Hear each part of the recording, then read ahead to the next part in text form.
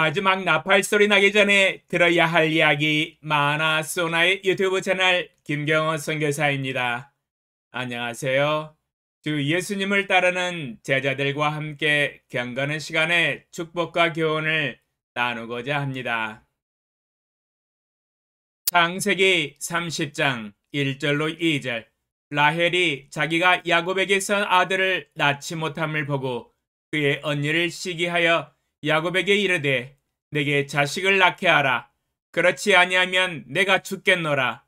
야곱이 라헬에게 성을 내어 이르되 그대를 임신하지 못하게 하시는 이는 하나님이시니 내가 하나님을 대신하겠느냐. 죽을 만큼 마음 아픈 인생을 어찌할꼬? 라는 제목으로 말씀을 묵상해 보았습니다. 마음이 아프다고 죽겠습니까? 그러나 마음이 아프면 죽을 만큼 마음고생이 심합니다. 마음고생은 우리 모든 사람들이 다 경험을 해보는 것이지요. 세상을 살다 보면 여러 가지 일들을 인하여 마음이 참 아픕니다. 왜냐하면 인생의 모든 범사가 일사천리로 만사형통으로 이루어지는 것이 아니기 때문이지요. 부하면 부한대로, 가난하면 가난한 대로 인생이 뜻대로 되지 않기 때문에 다가오는 마음 아픈 일들이 참 많습니다. 사실 자세히 자초지정을 살펴보면 하나님의 절대 주권과 연관이 되어 있습니다. 인생은 자기 뜻대로 되지 아니하고 하나님의 뜻대로 되기 때문이지요. 인생이 뜻대로 될 것 같으면 많은 사람이 다 천하를 얻었을 것입니다. 그러나 인생은 그렇지가 않지요. 오직 하나님이 결정하시고 선택하셔서 권세를 주신 사람만이 얻을 수 있는 기쁨이지요. 우리 인생은 오직 하나님의 뜻대로 되기 때문에 신묘막측하고 오묘하고 신비합니다. 오늘 새벽에 읽은 본문 말씀은 야곱의 아내 라헬에 대한 이야기입니다. 언니 레아는 아들을 3명씩이나 낳아서 품에 안았는데 자신은 한 명도 없어서 인생에 낙이 없었습니다. 이 서러움은 이루 말할 수 없지요. 언니 레아가 얼마나 부러운지 시기 질투가 납니다. 인생 부러우면 진 것인데요. 큰일 났습니다. 옛날에는 얘기를 못 낳으면 방법이 없었습니다. 이는 신이 관할하는 영역이었기 때문이지요.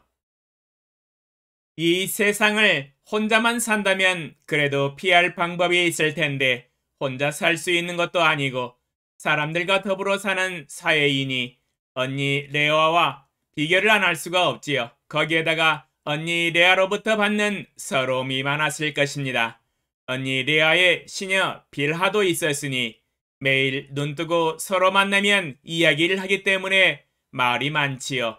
여자들이 함께 모이면 이 말잔치가 대단합니다. 여자들끼리 만나면 무슨 이야기 하겠습니까? 라헬에 대한 이야기일 것입니다. 이러니 그들로부터 들려오는 얘기 못 낳는 여자라는 이야기는 정말 죽을 만큼 마음 아픈 이야기이지요. 제가 들어도 짠하네요. 어찌 인생이 뜻대로 되지 않는 것인지 거기에다가 자기 자신도 자신을 받아들이기가 어렵습니다. 자기 자신도 용납이 잘 안 되지요. 역시 이럴 땐 만만한 게 남편입니다. 야곱에게 바가지를 퍼부어 댑니다. 1절에서 내게 자식을 낳게 하라. 그렇지 아니하면 내가 죽겠노라. 어찌 죽기야 하겠습니까? 죽을 만큼 마음 아픈 이야기라는 것이지요. 그런데 놀랍게도 하는 말이 자식을 못 낳는 것이 남편 때문이라는 것입니다. 모든 책임은 남편에게 돌립니다. 잘한 것은 제 탓이요. 잘못된 것은 남편 탓입니다. 얼마나 마음고생이 심했으면 내가 죽겠노라 말하겠습니까? 죽을 만큼 마음이 어려운 것이지요. 그러나 야곱은 이 문제의 정답을 정확히 알고 있었습니다. 야곱도 일찍이 형 예서의 칼날을 피하여 도망가는 것으로 시작하여 인생의 어려움을 많이 당해보아서 아픈 마음을 알고 있었습니다. 어찌 아내 라헬의 아픈 마음을 모르겠습니까? 또한 어려운 고난의 여정 가운데서 만난 여호와 하나님으로 인하여 하나님께 대한 믿음이 많이 성숙해졌습니다. 그러므로 야곱이 대답합니다. 그대를 임신하지 못하게 하시는 이는 하나님이시니 내가 하나님을 대신하겠느냐? 임신하지 못하게 하시는 이는 야곱이 아니라 하나님이라는 진리에 대한 지식이었습니다. 절대주권의 주재권을 가지시고 결정하시는 분이 하나님이시라는 것을 명확히 알았습니다. 우리의 인생의 모든 문제와 방향과 결과를 하나님이 결정하시고 인도하여 가신다는 것을 알았습니다.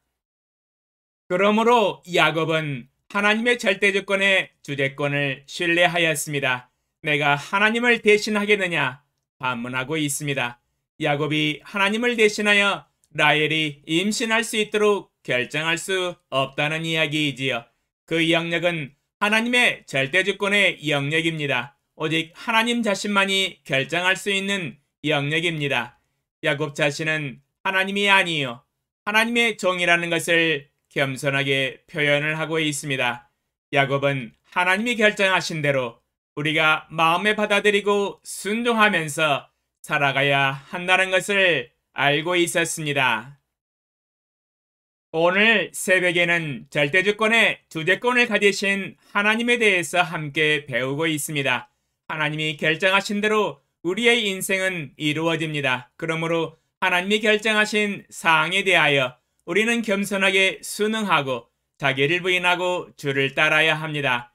왜냐하면 주님의 뜻이 이루어져야지 나의 뜻이 이루어지면 안 되기 때문이지요.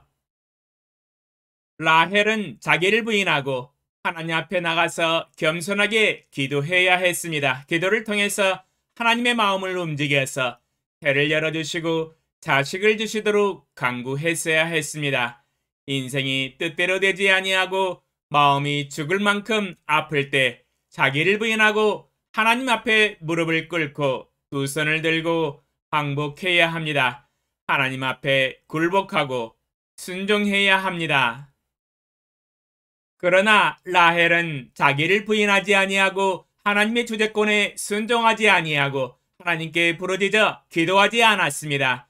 오히려 자신의 감정을 남편에게 드러내며 남편 탓만 하고 미성숙한 믿음을 드러냈습니다. 역시 믿음은 하루아침에 성장하지 않습니다. 고난과 세월을 통과해야만이 믿음이 견고해지며 마땅히 배워야 할 귀중한 진리들을 배워나가게 됩니다.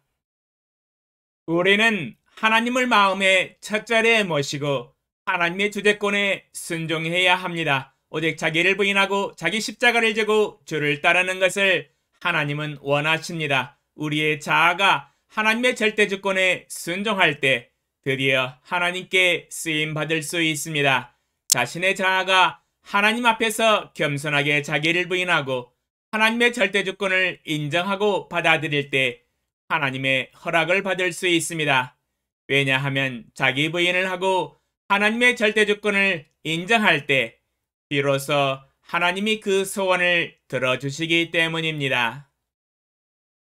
죽을 만큼 마음이 아프고 인생이 되는 일이 없는 것은 자기를 부인하고 겸손히 하나님의 절대주권에 순종하라는 하나님의 사인입니다. 오직 하나님만이 나의 태를 여시고 받으실 수 있는 분이시라는 것을 인정하고 믿고 순종할 때 하나님은 축복을 해주십니다.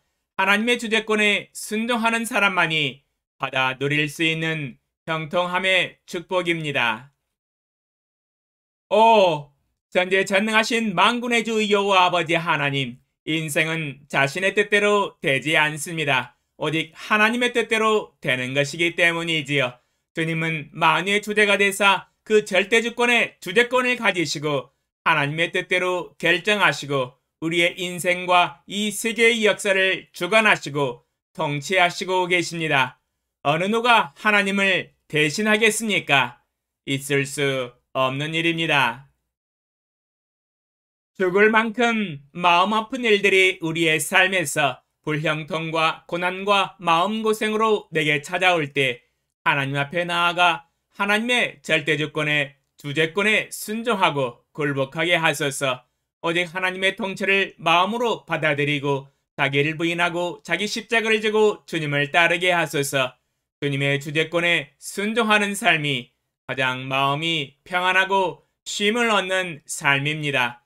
주님이 저의 삶을 결정하여 주시고 앞서 나가셔서 인도하여 주시옵소서. 제가 주님을 따르겠나이다. 주님의 어떠한 결정도 제게는 가장 선하시며 공의로우십니다. 주님 결정하여 주시옵소서. 제가 아멘으로 화답하겠나이다. 예수님의 이름으로 기도합니다. 아멘. 감사합니다.